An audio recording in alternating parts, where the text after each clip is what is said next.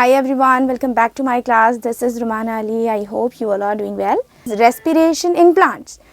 Let us discuss about the second step of aerobic respiration, that is Krebs cycle. Just before, we have discussed about the first step of aerobic respiration, that is glycolysis, in which the glucose breaks down to form two molecules of pyruvic acid.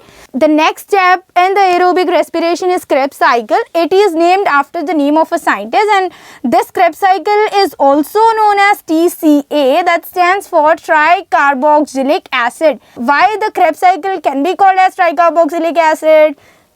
So the reason is the first product that is formed in the Krebs cycle is citric acid, which shows the presence of 3 carboxyl compounds in them. So this is the reason why we can call Krebs cycle as TCA. Now in the Krebs cycle, the pyruvic acid which is formed in the glycolysis, that pyruvic acid undergoes a reaction that is called as oxidative decarboxylation. So when pyruvic acid undergoes oxidative decarboxylation, it results in the formation of acetyl-CoA. Pyruvic acid is 3 carbon containing compound and acetyl-CoA is 2 carbon containing compound. So the 1 carbon of pyruvic acid is given out in the form of carbon dioxide, and here the reduction takes place.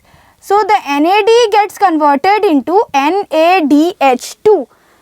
This is called as oxidative decarboxylation. Why it is called as oxidative decarboxylation means decarboxylation is removal of carbon dioxide. So here in this reaction, as the 1 carbon of pyruvic acid is getting removed in the form of carbon dioxide, so it is called as decarboxylation, and this reaction takes place in the presence of oxygen, that is aerobic reaction. So this is the reason why we call it as oxidative decarboxylation. And this oxidative decarboxylation is not a step that can be included in the Krebs cycle. Now the Krebs cycle starts when acetyl-CoA is accepted by oxaloacetic acid, which is 4 carbon containing compound. Now the 2 carbons of acetyl-CoA and 4 carbons of oxaloacetic acid combine together to form 6 carbon compound, that is citric acid. And this reaction takes place in the presence of an enzyme called citrate synthetase. Okay. Now this citric acid, it forms isocitrate, which is also a 6 carbon containing compound, in the presence of an enzyme called isomerase.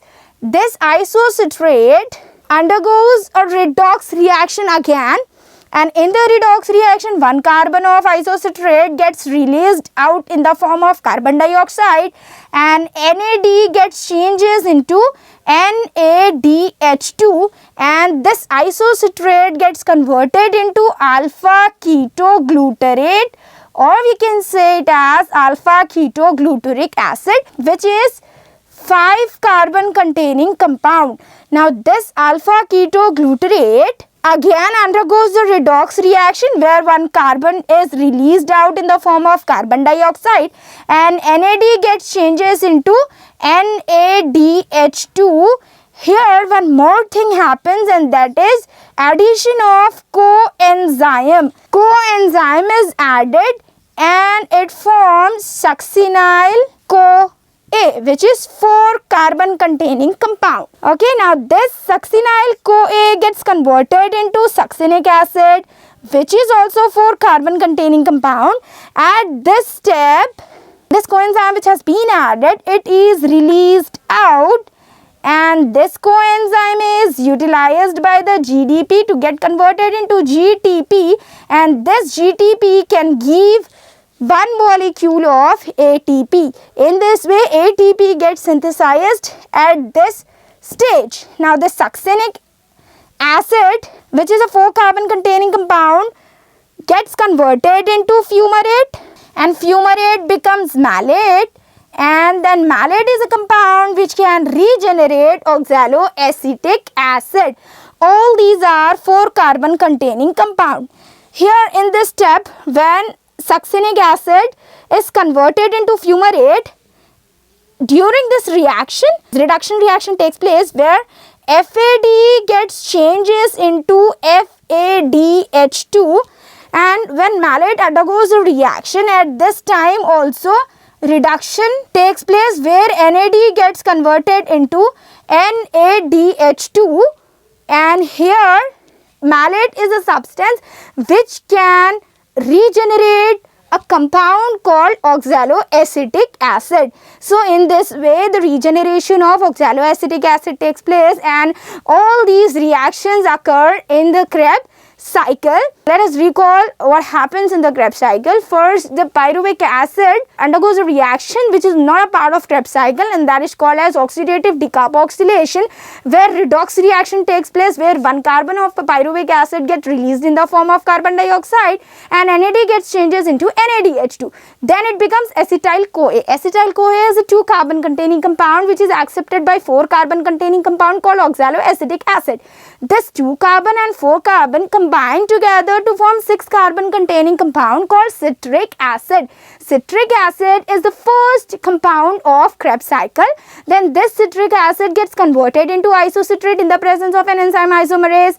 Isocitrate is a 6 carbon containing compound. 1 carbon of isocitrate gets released in the form of carbon dioxide, and again redox reaction takes place. Then this isocitrate converted into alpha ketoglutarate. That means it becomes 5 carbon compound which is called as alpha ketoglutarate. From this 5 carbon, 1 carbon is again released in the form of carbon dioxide, and NAD gets changes into NADH2. And here one more thing happens, that is coenzyme is added. So in this way this alpha ketoglutarate gets converted into succinyl-CoA, which is 4 carbon containing compound.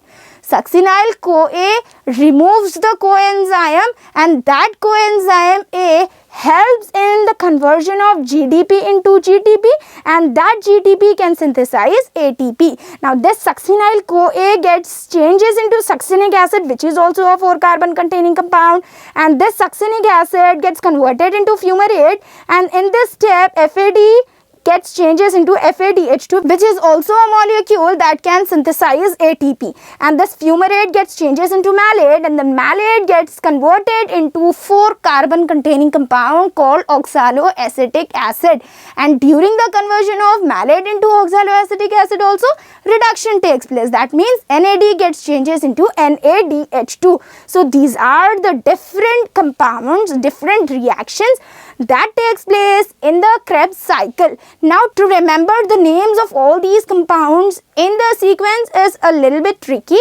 but here I'll give you one sentence. So by remembering that sentence we can easily remember the names of all these compounds in a sequence.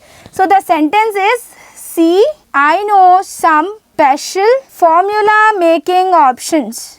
Here C is for citric acid, I isocitrate, K ketoglutarate, S succinyl-CoA, S is for succinic acid, F fumarate, M is for malate, and O is for oxaloacetic acid. So by remembering the sentence C, I know some special formula making options, we can remember all these names of the different compounds that are present in the Krebs cycle in a sequential order. Now let us see the number of NADH2 that are generated during the cycle called Krebs cycle. So here 1 NADH2, this one is second, 2, and here 3. So 3 NADH2 are generated, and let us see the number of ATP. So here only 1 ATP gets synthesized from GTP, and 1 FADH2 is also present here. Now we know that 1 NADH2 can give 3 ATPs. So as we are having 3 NADH2, then we'll multiply it with 3, we will be getting 9 ATPs. And here 1 ATP as it is will write here, and 1 FADH2 can give 2 ATPs. So we'll write here 2 ATPs. Now when we sum up all these ATPs, then we will be getting 12 ATPs in total. One thing that we need to remember here is, it is about the conversion of only 1 pyruvic acid. We know that glucose breaks down into 2 molecules of pyruvic acid. So starting with 1 glucose, 2 Krebs cycles takes place. So 1 Krebs cycle gives 12 ATPs. Then again second Krebs cycle will also give 12 ATPs. So when we add this, it will become 24 ATPs. So starting with 1 glucose, 2 Krebs cycles takes place. 1 Krebs cycle gives 12 ATPs, and if we add up the ATPs of both the Krebs cycles, then it will become 24 ATPs. So in total we will be getting 24 ATPs from Krebs cycle. In the Krebs cycle, 24 ATPs can be generated. So this is about the second step of aerobic respiration. So in the next session, I'll be explaining you about the third step, that is about electron transport chain, and the fourth step, that is oxidative phosphorylation of aerobic respiration. So that's all for today. Meet you in next class. Thank you.